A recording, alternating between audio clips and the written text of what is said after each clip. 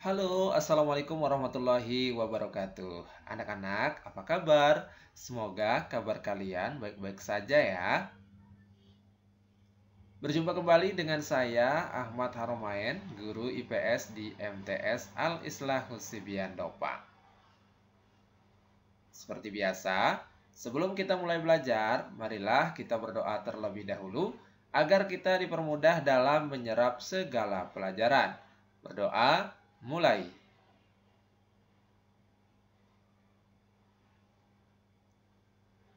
Berdoa, selesai.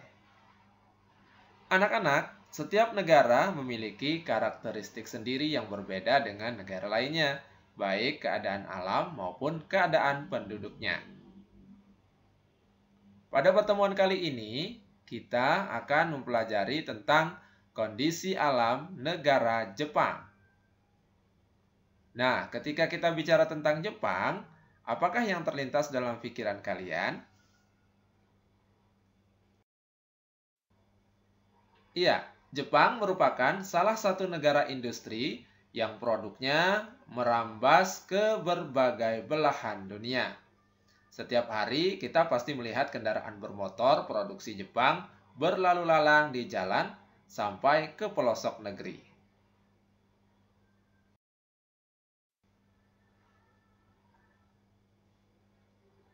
Lalu, bagaimanakah kondisi alam negara Jepang?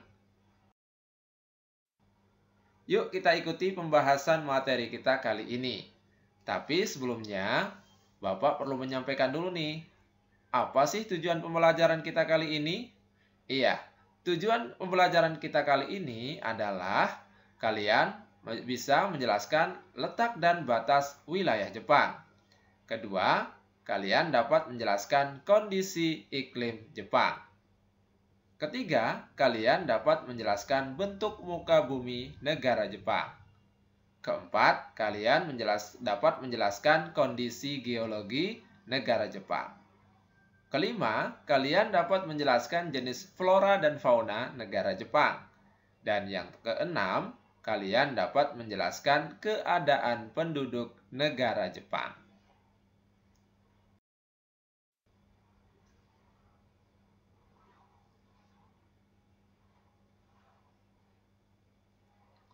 Jepang merupakan salah satu negara yang ada di kawasan Asia Timur. Negara ini terletak di barat laut Samudra Pasifik. Jepang dikenal dengan julukan negara matahari terbit karena orang Jepang dahulu adalah penyembah matahari. Bahkan sampai sekarang mereka masih mempercayai bahwa Kaisar Jepang adalah keturunan Dewa Matahari. Jepang juga dikenal sebagai negeri sakura. Hal ini karena di Jepang banyak ditumbuhi bunga sakura. Kondisi alam negara Jepang. Secara astronomis, Jepang berada pada 30 derajat lintang utara sampai 40 derajat lintang utara dan 128 derajat bujur timur sampai 146 derajat bujur timur. Adapun batas-batas negara Jepang adalah di sebelah barat, Jepang berbatasan dengan Korea Utara, Korea Selatan, dan Rusia. Kemudian di sebelah utara, Jepang berbatasan dengan Laut Okhotsk. Kemudian di sebelah timur, Jepang berbatasan dengan Samudra Pasifik. Sedangkan di sebelah selatan, Jepang berbatasan dengan Laut Cina Timur dan Filipina.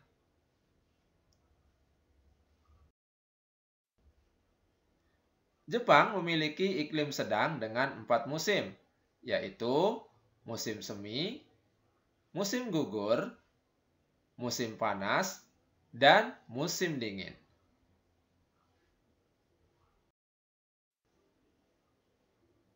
Pada musim dingin, suhu udara di Jepang bisa mencapai minus 7 derajat Celcius sampai dengan 7 derajat Celcius. Sedangkan pada musim panas, suhu udara di Jepang bisa mencapai 21 derajat Celcius sampai dengan 27 derajat Celcius.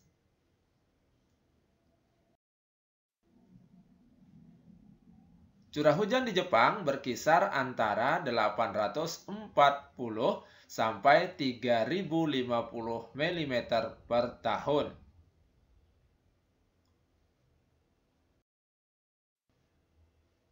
Pada musim dingin, suhu udara sangat rendah, bahkan bisa mencapai minus 20 derajat Celcius di Hokkaido.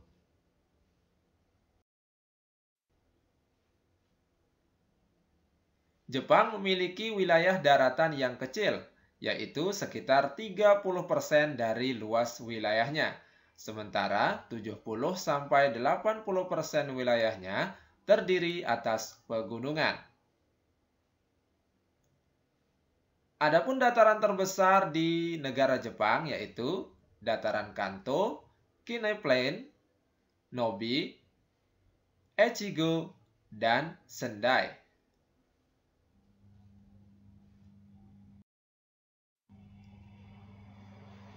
Jepang terletak di tepi bagian barat dari Samudra Pasifik. Daerah ini merupakan bagian dari cincin api atau Ring of Fire yang terdiri atas banyak gunung api.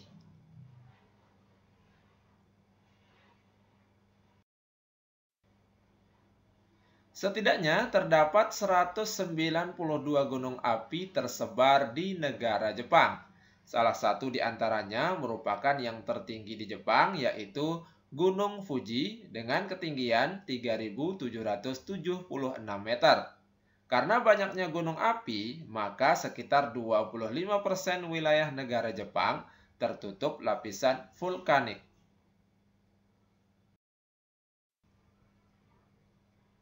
Selain memiliki banyak gunung api, Jepang juga dikenal sebagai negara yang sering mengalami bencana gempa bumi.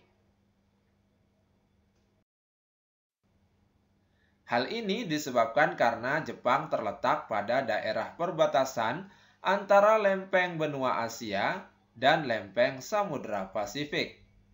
Pertemuan atau tumbukan kedua lempeng tersebut juga menimbulkan gejala gempa dan gunung api. Fenomena ini persis seperti di negara kita ya, Indonesia.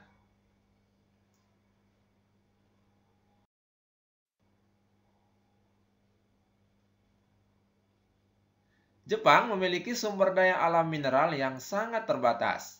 Karena itu, Jepang sangat bergantung pada bahan mentah dan bahan bakar hasil impor dari negara lain. Hasil tambang negara Jepang: batu bara kualitas rendah, seng, timah, tungsten, mangan, krom, dan antimoni. Sumber daya mineral yang cukup terpenuhi di Jepang adalah belerang.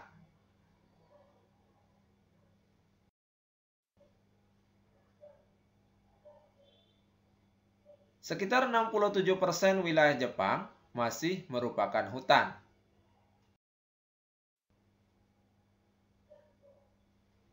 Ada beberapa jenis tumbuhan yang dapat dijumpai, di antaranya adalah poplar, pohon ek, bambu, mapel, birch, dan beech.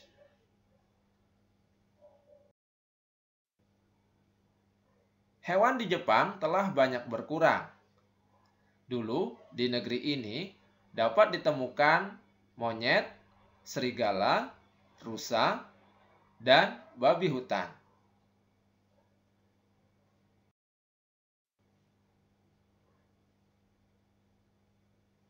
Jumlah penduduk Jepang sebesar 126,9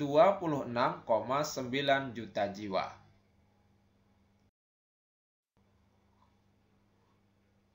Angka kelahiran di Jepang relatif rendah, sehingga terjadi penurunan jumlah penduduk. Pertumbuhan penduduk di Jepang minus 0,1%. Berarti setiap tahun terjadi penurunan jumlah penduduk sebesar 0,1%.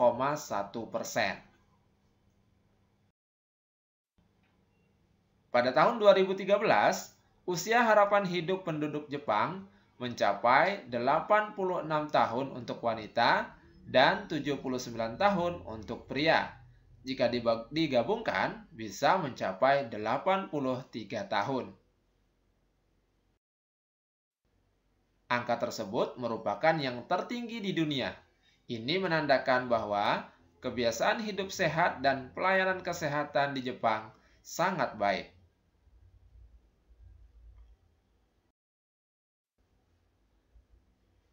Sebagian besar penduduk Jepang bekerja di luar sektor pertanian. Perkembangan industri yang pesat membuat sebagian besar penduduk Jepang bekerja di bidang industri. Penduduk Jepang terdiri dari berbagai etnik. 98,5% diantaranya adalah etnik Jepang. Kemudian 0,54% etnik Cina, 0,5% etnik Korea, dan 0,6% etnik lainnya.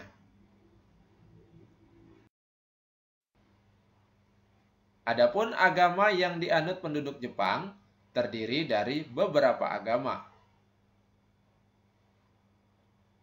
yaitu 83,9% agama Shinto, 71,4% agama Buddha, 7,8% agama lainnya, dan 2% agama Kristen.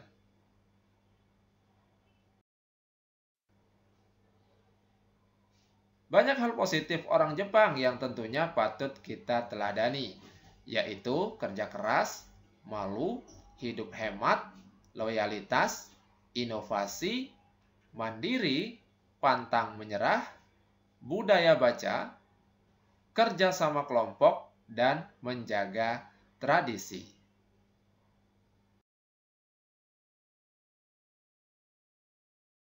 Ya, tentunya cukup mudah ya memahami materi-materi yang kita bahas tadi. Dan Bapak kira cukup sampai di sini dulu pelajaran kita kali ini. Dan sampai jumpa pada materi-materi berikutnya. Jangan lupa untuk mendukung channel Azam Tawakala ya. Dengan cara like, comment, share, subscribe, dan nyalakan loncengnya biar kalian tidak ketinggalan ilmu-ilmu baru yang kemungkinan belum kamu dapatkan di sekolah atau di tempat lain. Sampai di sini dulu perjumpaan kita. Terima kasih, mudah-mudahan bermanfaat. Mohon maaf jika ada kekurangan dan kesalahan. Assalamualaikum warahmatullahi wabarakatuh dan terima kasih.